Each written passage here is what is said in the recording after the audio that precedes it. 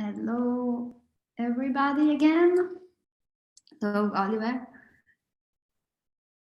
I think we will wait a little bit more to start this second forum.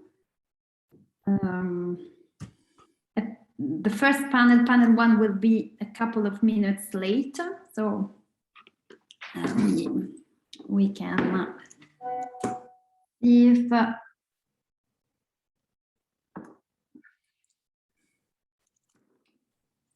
they are coming.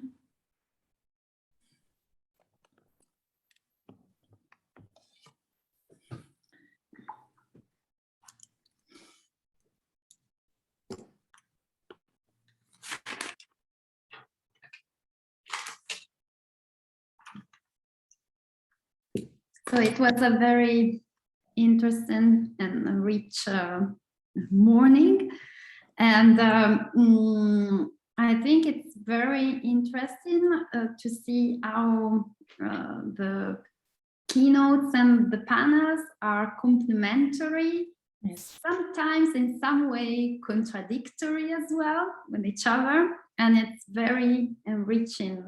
We have very various perspective on our subject. So I think it's really interesting to make connections between all the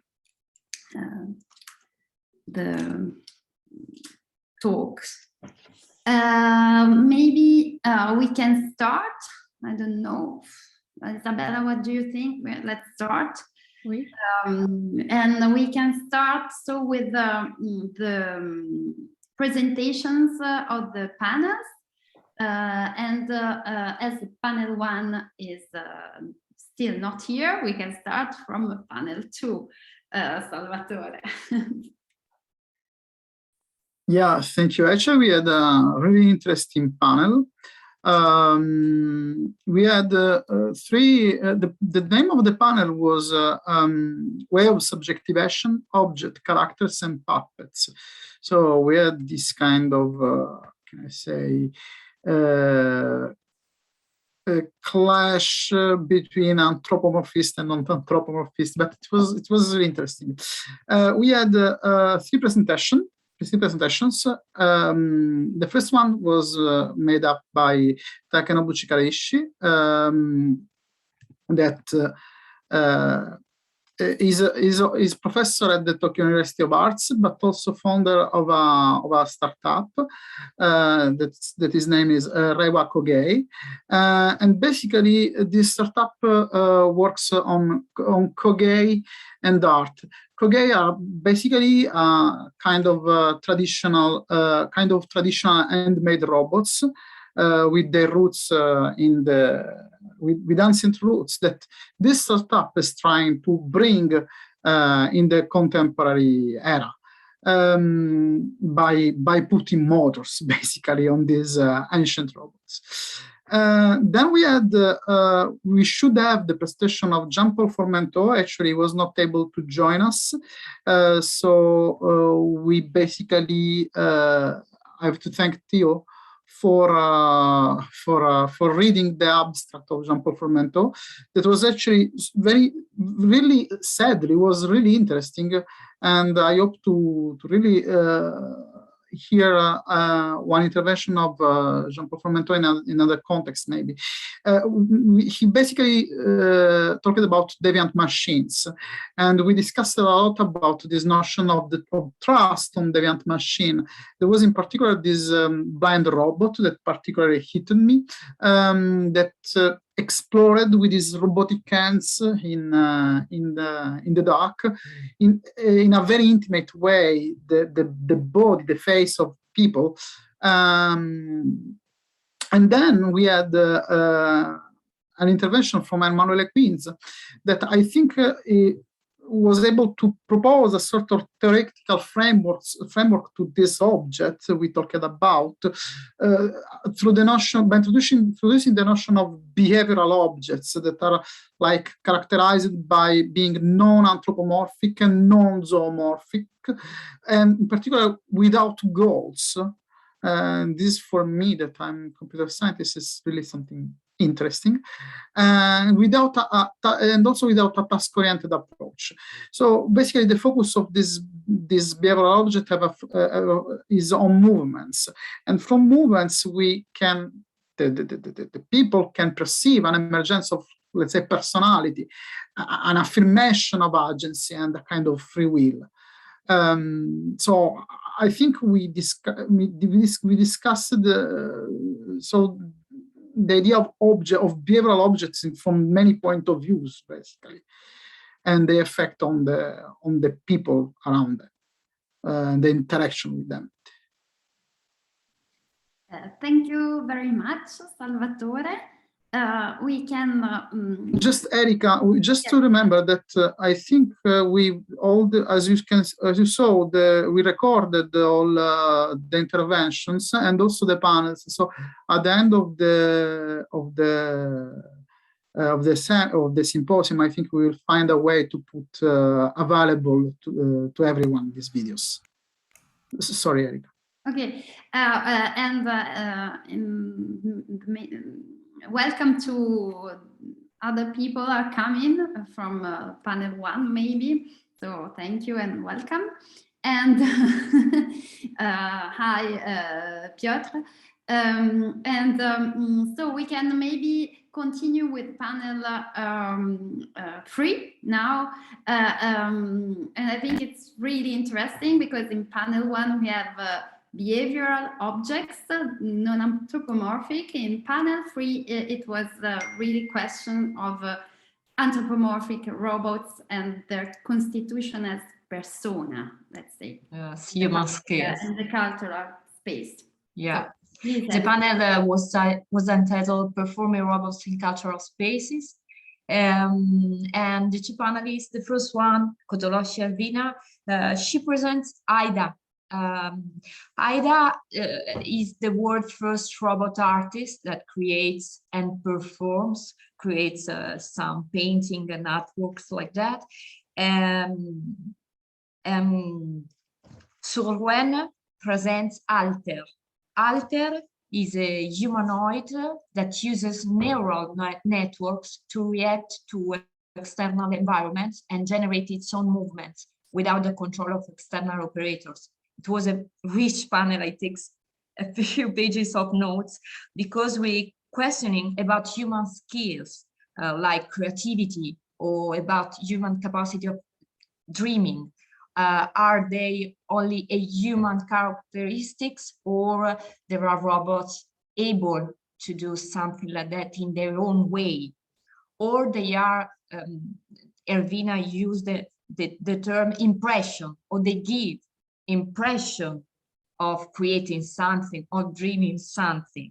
And so underline the importance, he stressed the importance of emptiness, of this time of a sort of breakdown of robots, when a robot can think unconsciously or seems to think unconsciously.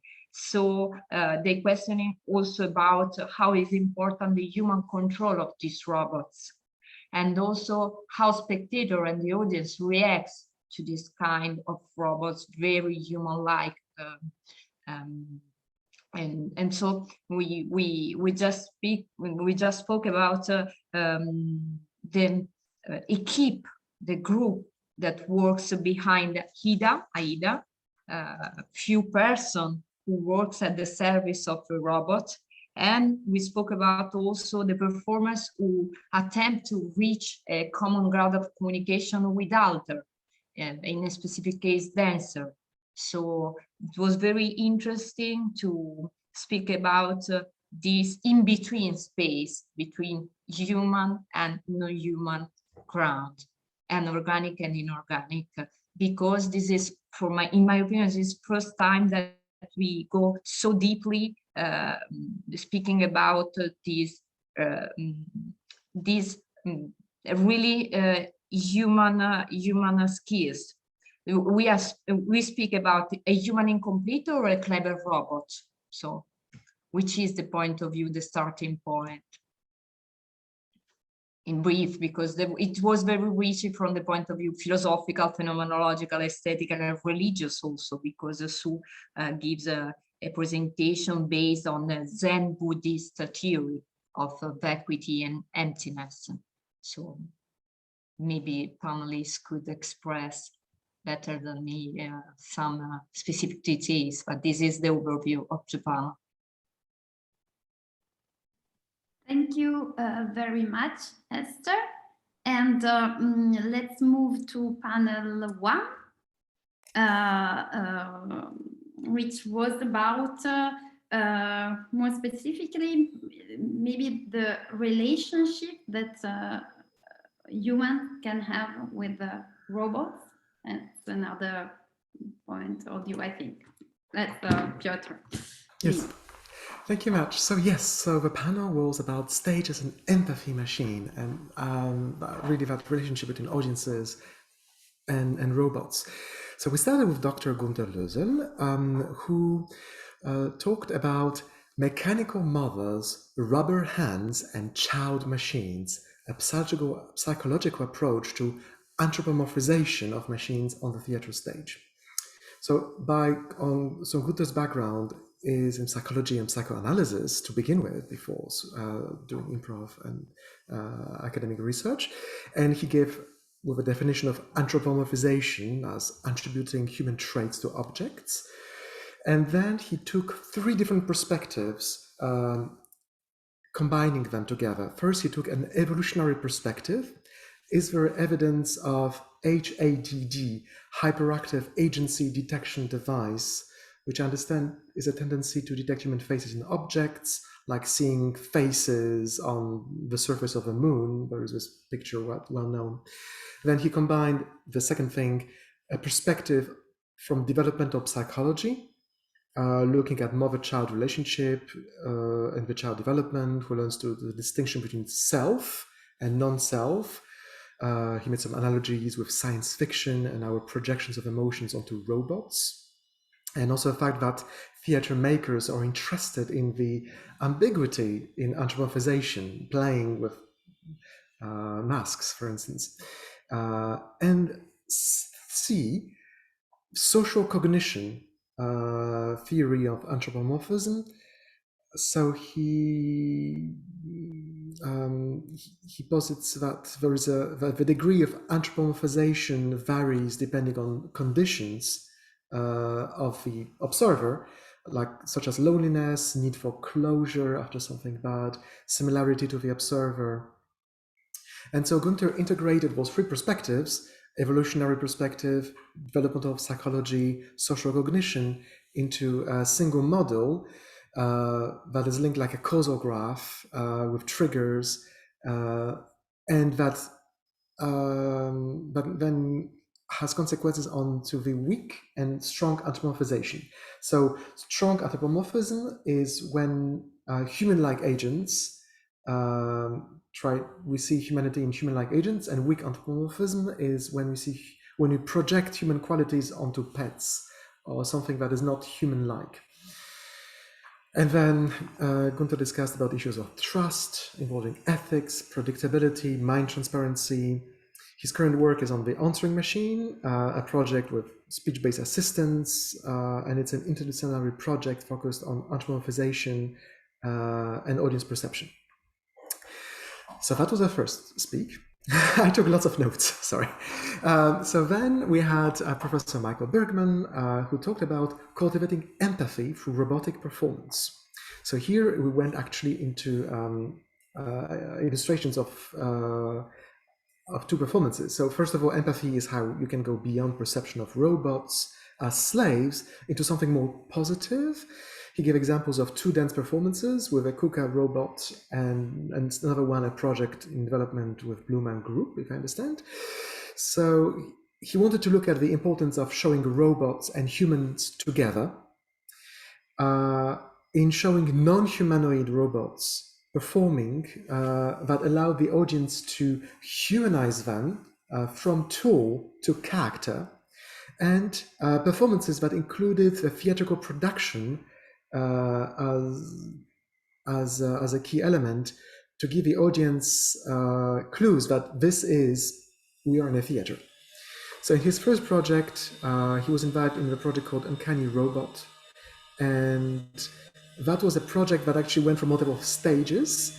It started with a lab under construction. It was a purpose-built space with construction site aesthetic, where dancers were wearing hard hats and high-vis jackets. And he was exploring with some participants how the dancer could interact with such a robot. He was using, they scanned the dancer using motion capture to collect vocabulary of movement. They examined the space itself, what the space projects into that exploration. In the second stage, it started looking more like a dance performance already, with dancers in costume. And the third stage, they focused on the stage design, lighting, so something that looked even more like a theater.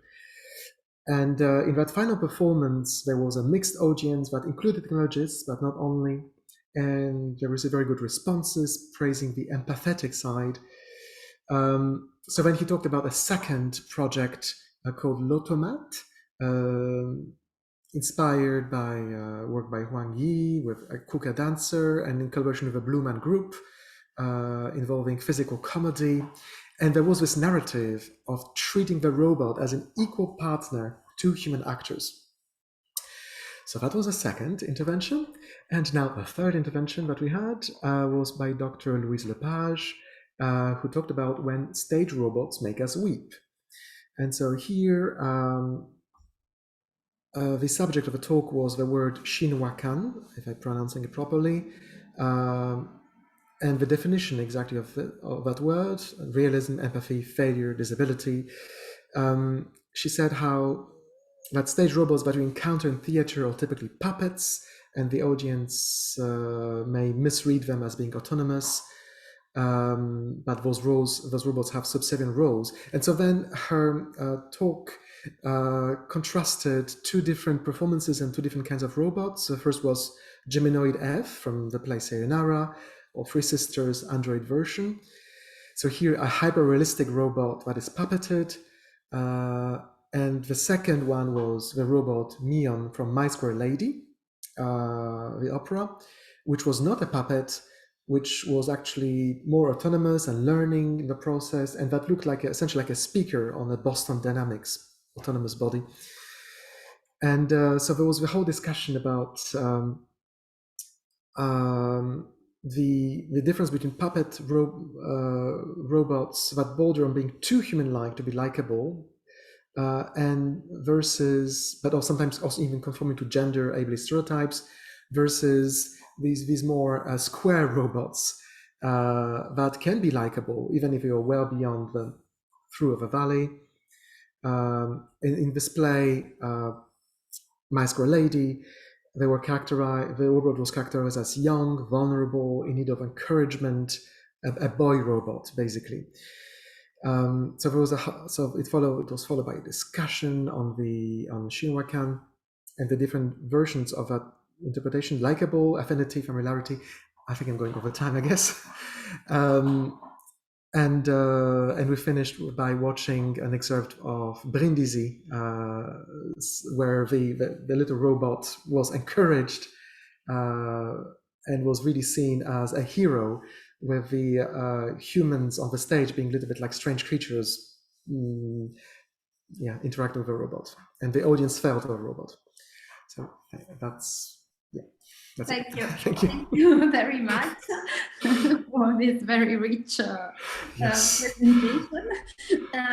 So I don't know if there are some questions, comments, remarks, observations.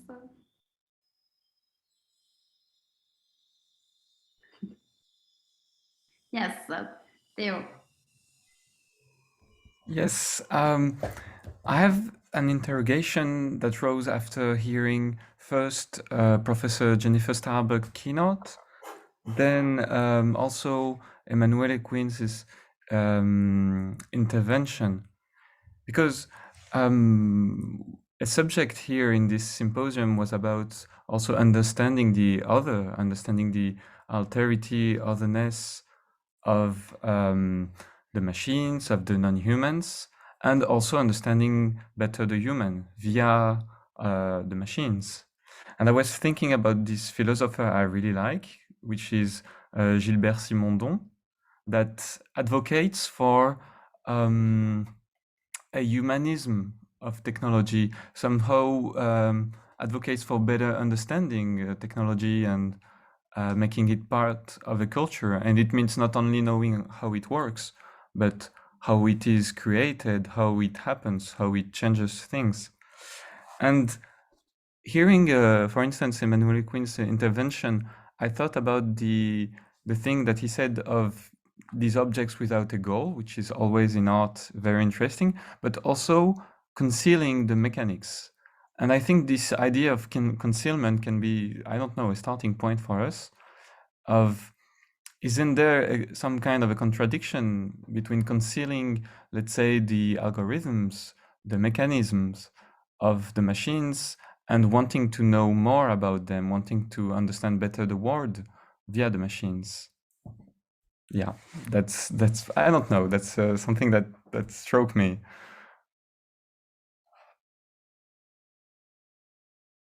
And it's about also it's about this idea of concealment is very interesting because it's about, let's say, the stages where the robots are shown. Is it an installation? Is it a stage? Is it a scientific experiment? And how the staging, the theatrical illusion, or the performativity changes the way we perceive these objects. Which, yeah, that's a proposition. Yes, it's really interesting because I think I mean we are seeing all these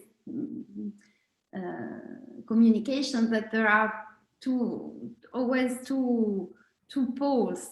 There is the robot behavior, it's functioning, but then everything happens in the gaze of the spectator. And I think there are a lot of possible choices, ideological approaches, also the meaning that we want to give to this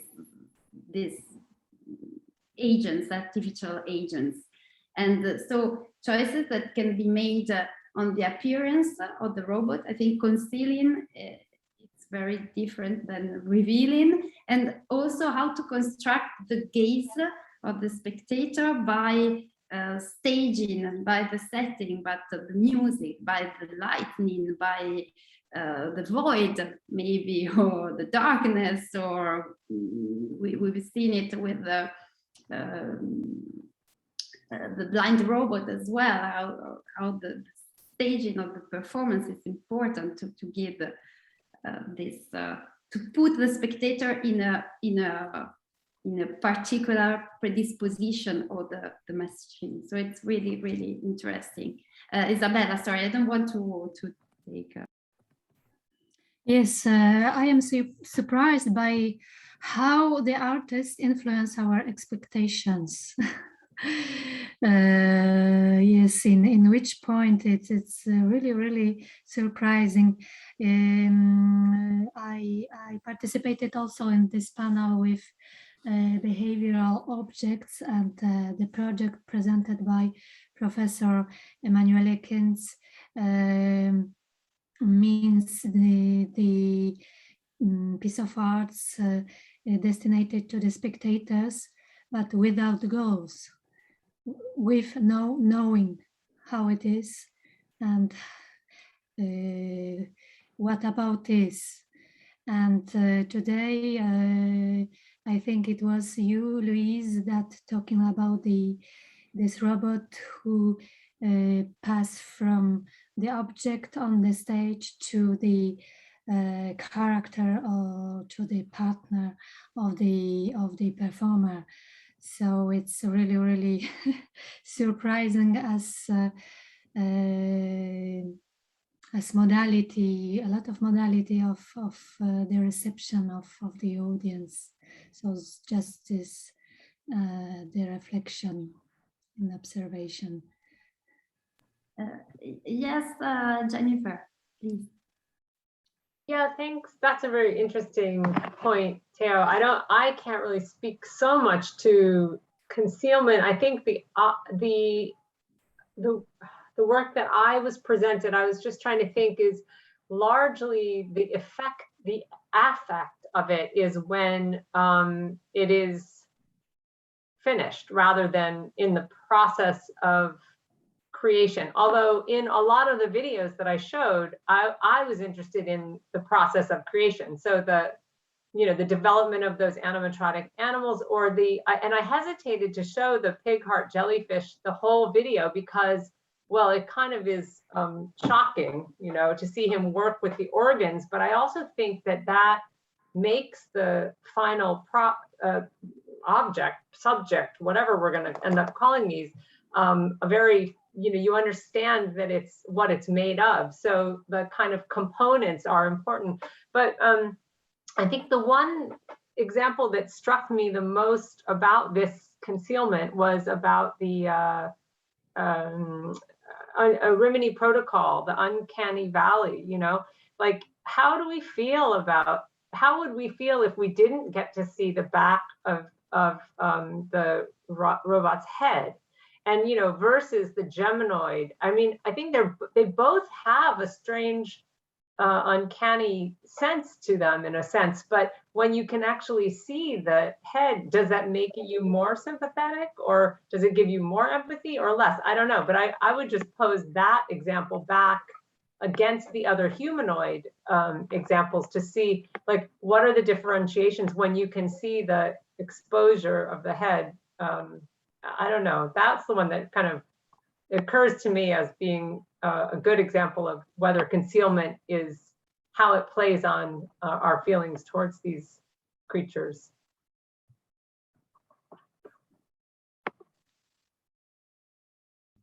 Yeah, thank you very much for your answers. I was thinking about the Uncanny Valley by Rimini Protocol, in which I think it's in a movie that is projected, or I don't remember if it's in the trailer, where we see also the whole manufacturing process, and it's quite quite shocking. All the eyebrows that are inserted, the hands that are articulated. It's a whole process, but that doesn't mean in a way we're not roboticists. So, well, most of us aren't. So of course we understand how it is made. We do not really understand how it works, like in the core of the code, but it's not the most important. Yeah, it's really interesting also how they put it. Yeah, I think Michael Bergman has a... Yes, I was waiting you finished. So Michael, please. Thanks. Yeah, I'm intrigued by this idea as well. I mean, my personal bias around reveal and concealment is to offer both, and I'm interested in kind of the audience's choice on if they want to see both sides of it, or one or the other. And I just wonder, in kind of a counterpoint in hearing the conversation, are we as a group inherently biased toward wanting to understand the mechanisms a little bit more than perhaps the average viewer audience? So I'm curious about, I don't have this information, but the kind of larger, what is a more general audience's understanding or feeling around seeing revealing the mechanisms behind these kind of performances.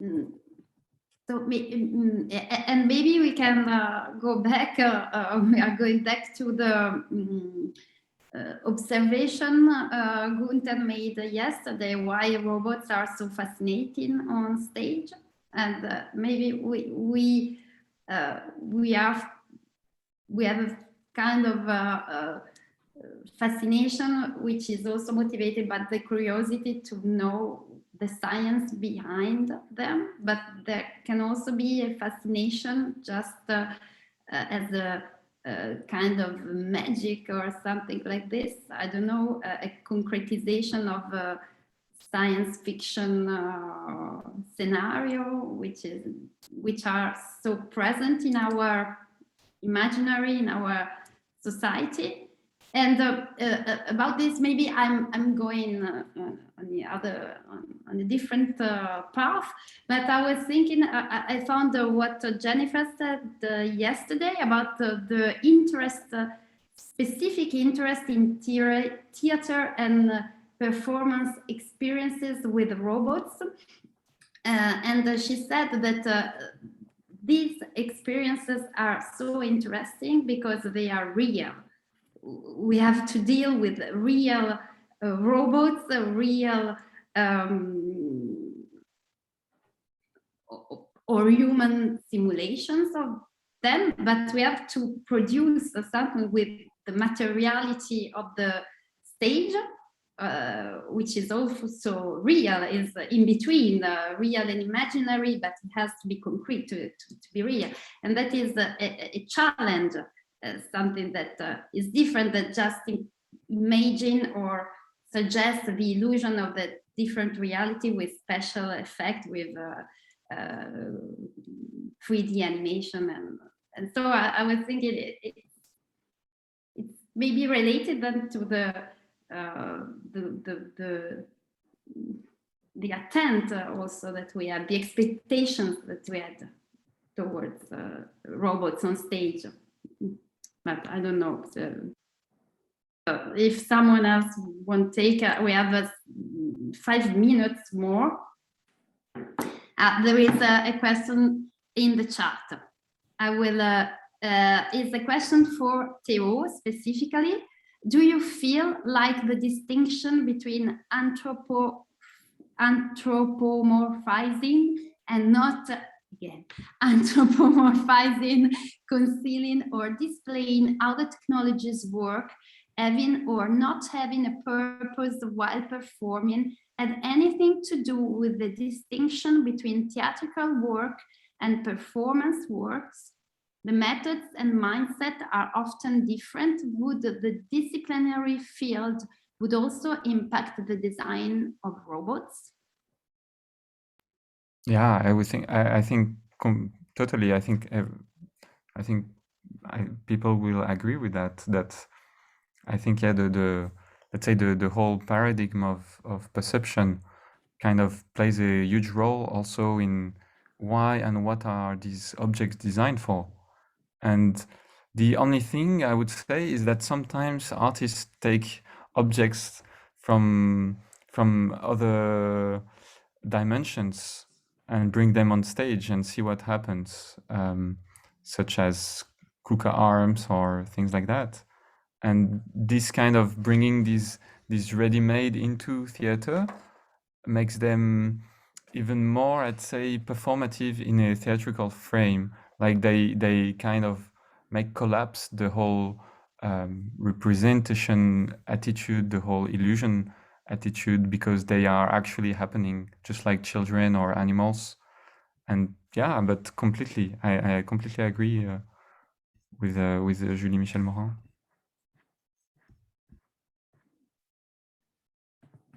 That was as well a very interesting point Louise made yesterday, and you made it again, this parallel between the presence of robots on stage and animals and children. Something that can be not under complete control. I think that's something about it, that it's just raw presence and not representation in some way. That there's something like this, and it's very different to compared to puppetry. I think in puppetry, the puppet is under control of the human. It's a prolongation. Sorry, and Gunter. Yeah, thanks. I think we're also entering something that is relevant for theater, as we are dealing with autonomous agents, and we can only tackle this theme through improvisation. So the theme of improvisation came up quite a lot. So as we're moving forward, kind of we're leaving a mechanical mindset of theater, which is interesting for the theater, because actually for somehow we our actors and performers are automats. They have to reproduce something in a way, and now we're entering a completely new phase, and it's kind of questioning the theater we have, and improvisation will be vital for that, I think.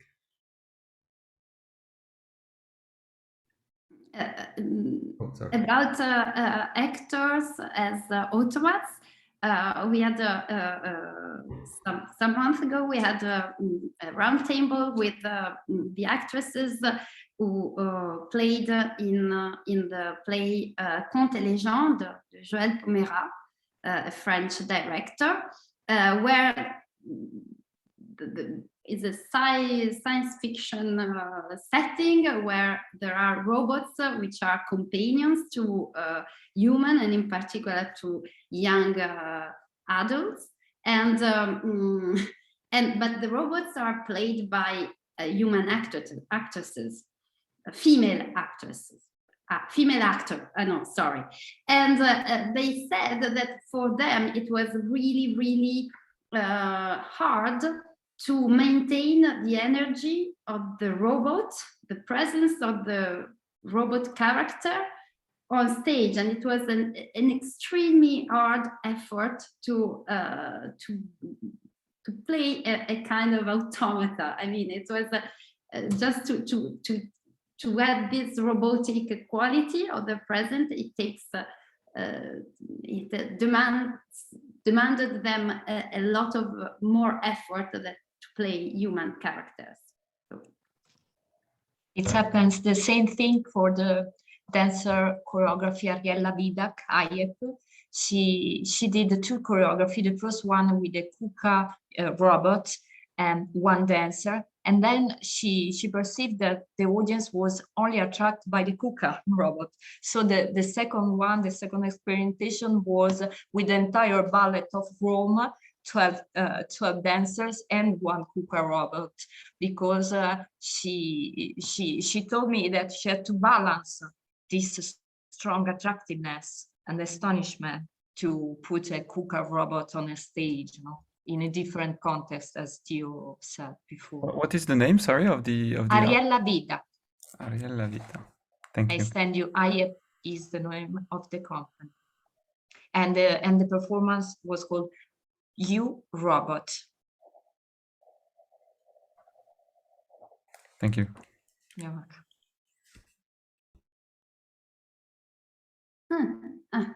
Okay, so I think we can stop now and have a lunch, a well-deserved lunch break, and we will see us. We will meet again at 2 o'clock for a very, I think, exciting roundtable. There is another question. Okay, sorry, Boris, I didn't see you. I'm really sorry. No, I just raised the hand because I wanted to apologize to everyone. I have an important meeting with my project team and my supervisor. So I want to thank you all for today, for amazing presentations, and which are really something that also continues in the afternoon, and probably sometime after the conference. Just it stays as for brainstorming and further discussion. And thank you for today. And I'm looking forward to join again tomorrow morning. Thank you so much. Thank you. It's in the afternoon. Thank you. For all the other, let's meet this afternoon at 2 o'clock for this roundtable, when we will explore some experiences with the robot from the artist's point of view. Okay, so see you this afternoon. Thank you.